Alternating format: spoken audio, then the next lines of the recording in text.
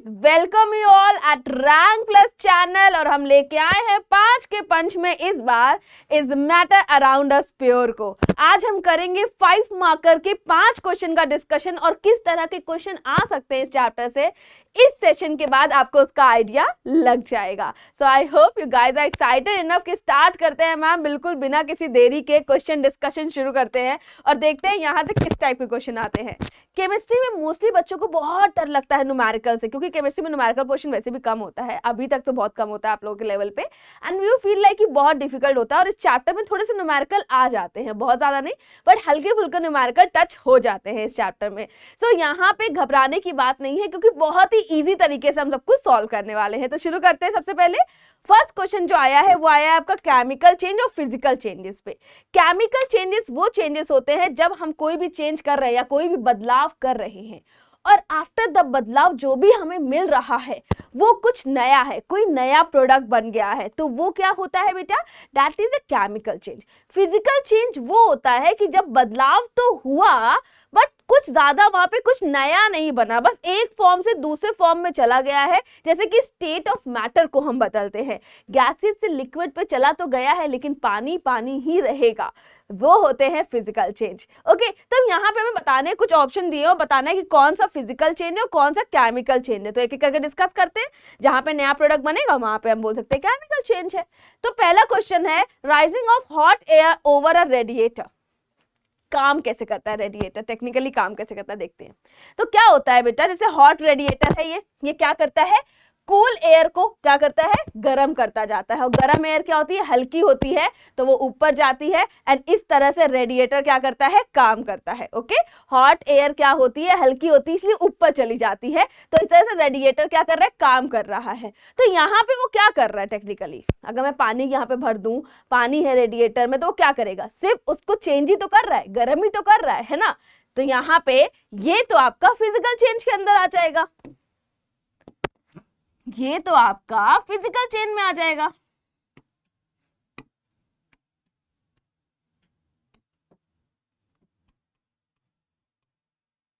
चलो पहला physical change हो गया। नेक्स्ट देखते हैं, नेक्स्ट क्या ऑप्शन दिया हुआ है आपको। नेक्स्ट ऑप्शन दिया है drying of cloth in this sun. Evaporation होता है, पानी क्या होता है बेटा, लिक्विड से गैसेस फॉर्म में कन्वर्ट होता है और ऐसे हमारे कपड़े क्या होते हैं, ड्राई हो जाते हैं इवेपोरेशन की हेल्प से। तो यहाँ पे भी क्या हो रहा है बेटा, स्टेट ऑफ मैटर में चेंजेस आ रहे हैं, और जब स्टेट ऑफ मैटर में चेंजेस आ रहे होते हैं तो उनको हम क्या बोलते हैं, फिजिकल चेंजेस बोलते हैं। तो ये भी हमारा फिजिकल चेंज हो गया। ओके मैम, वेरी गुड, ये भी फिजिकल चेंज हो गया। नेक्स्ट की बात करते हैं, change in the colour of black tea on adding lemon juice to it. जब लेमन जूस डालते हैं ना हम लोग, जब भी लेमन जूस डालते हैं हमारे ब्लैक टी में, तो उसका कलर क्या हो रहा है, चेंज हो रहा है। तो यहाँ पे क्या होता है, जो हमारी टी होती है, टी में क्या होता है, बहुत सारे अलग, जो लेमन में क्या होता है, एसिड होता है, वो एसिड के जो टी के पिगमेंट्स होते हैं उनके साथ क्या करता है, रिएक्ट करता है, और इसीलिए ये चीजें हो रही होती है। तो ये क्या हो रहा है बेटा, कुछ नया हो रहा है, कुछ नया बन रहा है, इसीलिए इसको बोलेंगे it is a chemical change. Chemical change हो सकता है, ये केमिकल चेंज हो सकता है। बर्निंग, जब भी हम बर्न कर रहे हैं, बर्निंग कर रहे हैं, इसका मतलब कोई नया प्रोडक्ट बन रहा है, तो that is a chemical change, clearly a chemical change.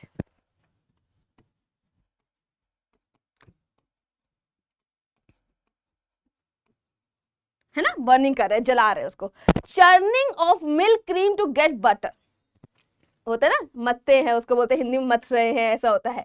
तो यहाँ पे क्या हो रहा है, चर्निंग बोलते हैं उसको इंग्लिश में। जब आप देखते हो क्या होता है बेटा, मिल्क क्रीम से बटर निकालते हैं, राइट, मिल्क क्रीम से बटर निकालते हैं, तो इसे बोलते हैं। एंड यहाँ पे कुछ नहीं होता है बेटा, सिर्फ फॉर्म में चेंजेस आ रहा है, ये एक फिजिकल चेंज है,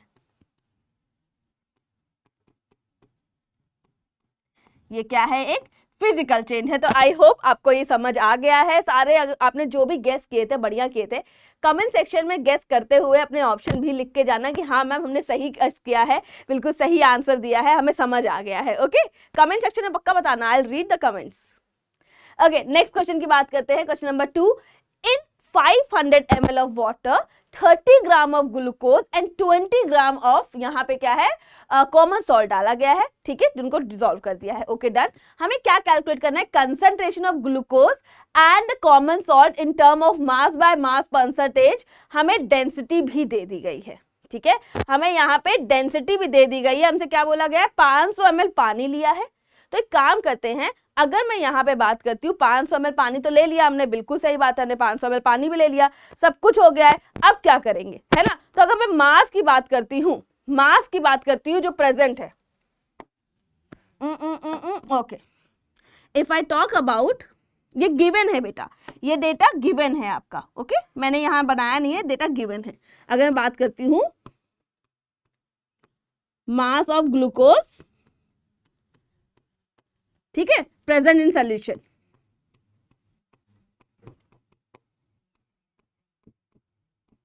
ये क्वेश्चन में गिवन डेटा है बेटा, तो ये कितना दिया हुआ है बेटा, हमें दिया हुआ है 30 ग्राम, ओके। अब हमसे बोला गया है, अगर मैं बोलूं mass of common salt, okay, common salt present in solution, ये हमें क्या गिवन है, ये हमें गिवन है 20 ग्राम, ठीक है। अब हमें देखो एक चीज ध्यान रखनी है बेटा, क्वेश्चन में हर चीज ध्यान रखनी है कि हमें क्या क्या मिल रहा है, हम टोटल मास निकालते हैं, ठीक है। If I talk about the total mass of the solution, तो टोटल मास क्या होगा, इन दोनों का मास और पानी भी तो ऐड होगा, है ना। तो अगर मैं बोलूं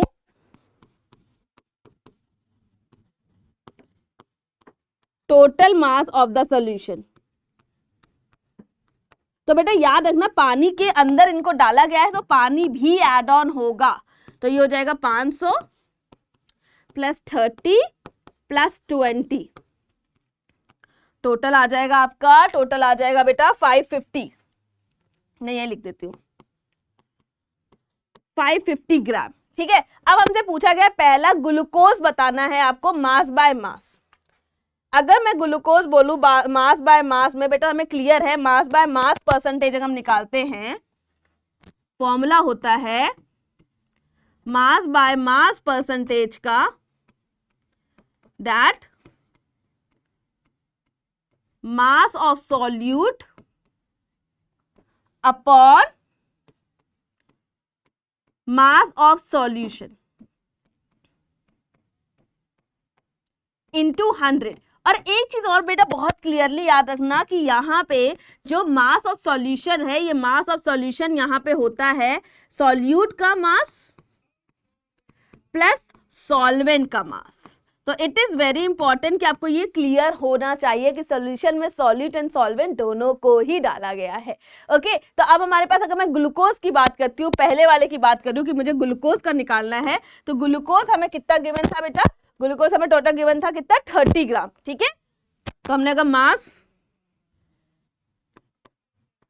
बाय मास परसेंटेज की बात करेंगे तो 30 अपॉन 550 इंटू 100, ठीक है। यहां से ग्लूकोज आ जाएगा, क्योंकि 550 क्यों लिया गया बेटा, टोटल हमें बताना है, ठीक है। यहाँ पे क्या करना है, टोटल बताना है, तो इसको अगर सॉल्व करोगे तो कितना आ जाएगा 5.45%। सेम अगर मैं मास बाय मास परसेंटेज निकालती हूं, सेम अगर मैं मास बाय मास परसेंटेज निकालती हूं, किसके लिए बेटा, आपके सॉल्ट जो कॉमन सॉल्ट प्रेजेंट है उसके लिए, okay. Mass by mass percentage जो कॉमन सॉल्ट प्रेजेंट है वो कितना प्रेजेंट है 20 अपॉन 550 इंटू 100। अब इसका आंसर आप कमेंट सेक्शन में देंगे, इसका आंसर क्या करोगे आप, कमेंट सेक्शन में इसका आंसर दोगे, कितना आएगा कैलकुलेट करके कमेंट सेक्शन में सारे बच्चों को, मेरे सारे बच्चों को आंसर देना है कि इसका आंसर क्या आएगा। बस सॉल्व करना है, सिंपल मैथ्स है, डिवाइड करना है, मल्टीप्लाई करना है एंड सॉर्टेड हो, ठीक है। न्यूमेरिकल से डरना नहीं है, बहुत ही बेसिक न्यूमेरिकल था, बस थोड़ा सा पढ़ना था और कुछ नहीं करना था।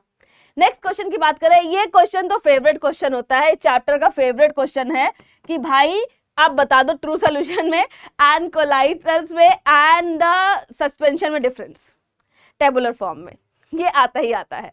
इस चैप्टर तक का क्वेश्चन देना तो ये देना होता है, इसको इस तरह से आप रिप्रेजेंट करोगे, पार्टिकल की साइज के बारे में डिस्कस करोगे। सबसे पहला पॉइंट जो आप डिस्कस करोगे वो करोगे पार्टिकल के साइज के बारे में, ठीक है। सबसे पहले हम लोग क्या करेंगे, साइज के बारे में डिस्कस करेंगे।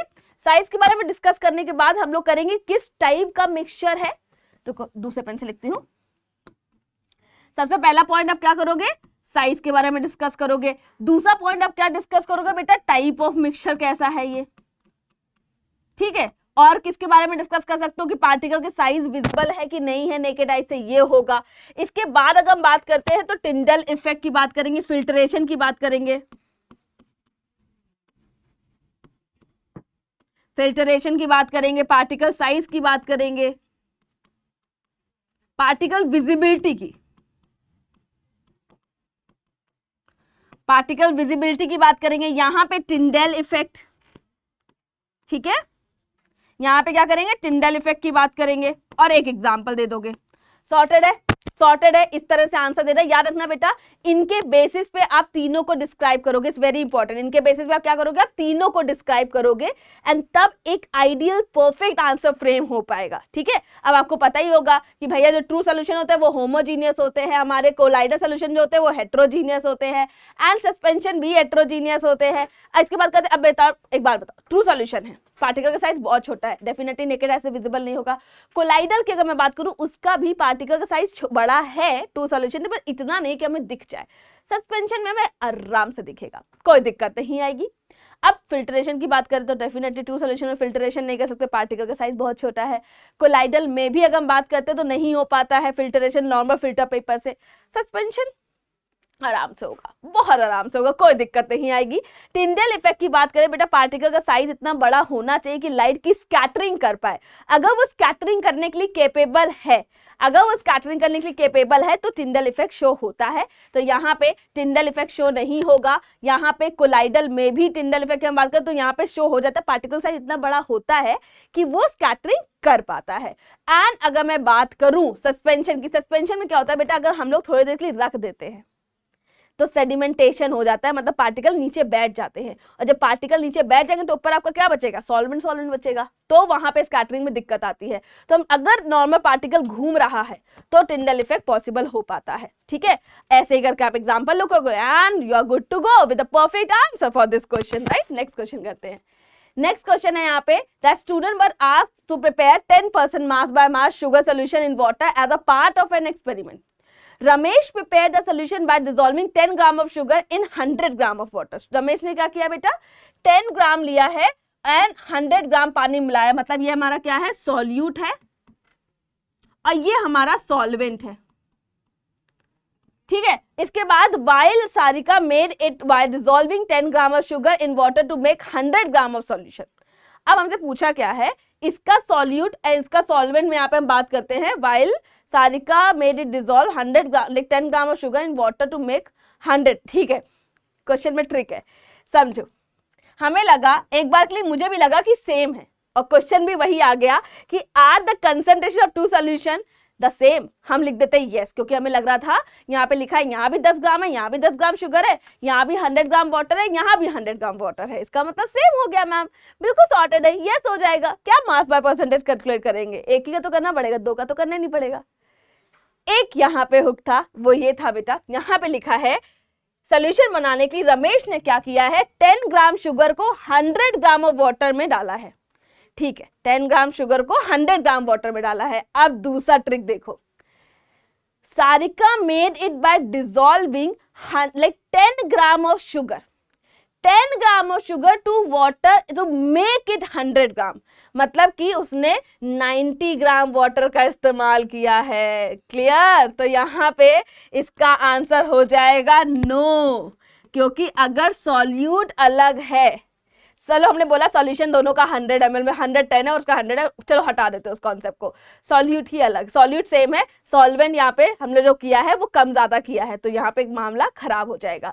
तो इसको अगर हम सॉर्ट करेंगे, सॉर्ट करने के लिए हम क्या करेंगे, अगर मैं रमेश के सोल्यूशन को परसेंटेज निकालूं, ठीक है, अगर मैं रमेश वाले सोल्यूशन के लिए निकालूंगी परसेंटेज, ठीक है, रमेश वाले सोल्यूशन के लिए मैं निकालूंगी परसेंटेज, तो यहाँ पे हम देख सकते हैं दैट इज उसने क्या किया, 10 ग्राम को लिया है, कितने में लिया है बेटा, 100 ग्राम सॉल्वेंट में, ठीक है। तो यहाँ पे रमेश के लिए अगर हम कैलकुलेट करेंगे मास बाय मास सोल्यूशन के लिए मास बाय मास परसेंटेज, तो हमारे पास क्या आएगा बेटा, हमारे पास आएगा 10 अपॉन, इसने क्या किया था, 10 को 100 में डाला था, 110 इंटू 100, ठीक है। और अगर मैं इसी जगह कैलकुलेट करूंगी, हमारे दूसरे कौन थे, सारिका थे, सारिका ने क्या किया था, 10 ग्राम तो डाला था, ठीक है, सारिका जी ने क्या किया था, सारिका जी ने मास बाय मास परसेंटेज जब निकालने के लिए बोला गया था, परसेंटेज बनाए थे, तो उन्होंने क्या किया था, 10 ग्राम तो डाल दिया था,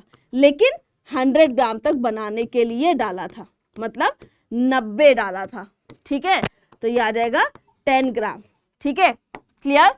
तो कंसंट्रेशन अगर हम देखते हैं मास बाय मास परसेंटेज की, तो वो बराबर नहीं आती है। ओके, ये इससे कम आएगा, 10 से कम आएगा, तो 10 से कम आने के अराउंड ये आएगा 9.09%, अराउंड इतना आएगा। ठीक है, कैलकुलेट कर लेना, इतना आएगा ऑलमोस्ट। न्यूमेरिकल क्वेश्चन सॉर्टेड हो गए, एक फॉर्मूले से हमने 2 न्यूमेरिकल किए। बस याद रखना क्वेश्चन को अच्छे से पढ़ना। इस वाले क्वेश्चन को अगर आपने अच्छे से नहीं पढ़ा होता तो आप दोनों ऑप्शन गलत करके आते। ठीक है, आप दोनों ऑप्शन गलत कर देते हैं। यहाँ पे बात करते हैं, यहाँ पे लिखा है a group of student took an old shoe box and covered it with a black pepper from all side. ठीक है, उसने ये किया, ओके, डन किया। They fix a source of light, a torch at one end of the box, making a hole in it. ठीक है, made another hole to the another side to view the light. Okay, done. अब यहाँ पे हम देख लेते हैं एक बार, इसने ये बनाया है। ठीक है, इसने क्या किया है, लाइट ऑफ सोर्स यहाँ से डाला, यहाँ से हम देख पा रहे हैं, और बीच में इसने क्या किया, ग्लास रख दिया है। ग्लास के अंदर सैंपल्स हैं, सैंपल के हिसाब से देखते हैं क्या क्या है। पहला क्वेश्चन है, explain why the milk sample was, यहाँ पे नेम द फिनोमिना इन्वॉल्व। बेटा टिंडल इफेक्ट हो रहा है, स्कैटरिंग ऑफ लाइट होती है, टिंडल इफेक्ट होगा। मिल्क जो होता है वो कोलाइडल्स होते हैं, तो वो क्या करेंगे, स्कैटरिंग कर पाएंगे, तो टिंडल इफेक्ट बोला जाएगा इसको। नेक्स्ट अगर मैं बात करती हूँ, the same result our not observe with the salt solution. Salt solution जो होते हैं बेटा वो क्या होते हैं, होमोजीनियस होते हैं, ट्रू सोल्यूशंस होते हैं, जिनके पार्टिकल का साइज छोटा होता है, तो टिंडल इफेक्ट शो नहीं कर पाते हैं। Can you suggest 2 more solution which would show the same effect as shown by the milk of the solution? तो बेटा यहाँ पे मैं बता रही हूँ, मान लो कोई भी कोलाइडल फॉग ले लिया। ठीक है, कोई भी कोलाइडल ले लिया, एग्जाम्पल दैट इज फॉग, और एक एग्जाम्पल आप बताओगे कोलाइडल का कमेंट सेक्शन में। ठीक है, एक बताओगे आप कमेंट सेक्शन में। ओके, तो फाइनली हमने कर लिया है खत्म, हमने कर लिया है खत्म। पूरे 5 के पंच में पूरे 5 सवाल किए हैं 5 मार्कर के इस मैटर अराउंड इस मैटर अराउंड अस प्योर से। सो आई होप सब कुछ क्लियर रहा है, आपको मजे आए हैं, क्वेश्चन समझ आ गए हैं। न्यूमेरिकल से डरना नहीं है, घबराना नहीं है, बहुत ही बेसिक न्यूमेरिकल आते हैं, बस क्वेश्चन को रीड करना है, यही आपके लिए आज का टिप है।